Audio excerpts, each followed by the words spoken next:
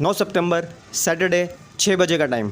ये वो पीक आ रहा है कि जब फैमिलीज़ अपने अज़ीज़ व अकारिब से मिलने, शॉपिंग पर या अपने बच्चों को आउटिंग के लिए लेके निकलती है। और इस पीक आवर में सिंध गवर्नमेंट एक तो वो काम ही नहीं करती, और अगर करती है तो इतना अज़ियत दे के लोगों को।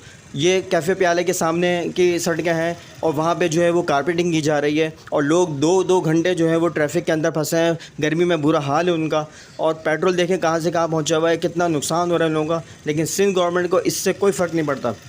दुनिया भर के अंदर जहाँ पे भी रोड्स बनाई जाती हैं, कारपेटिंग होती है, वो मिडनाइट में होती है। रात को 1 बजे काम स्टार्ट होता है और फजर से पहले ख़त्म हो जाता है। लेकिन यहाँ की मैनेजमेंट, ये सिंध गवर्नमेंट, ये इसके ठेकेदार, अल्लाह इनको हिदायत दे, इनको अक़ल दे।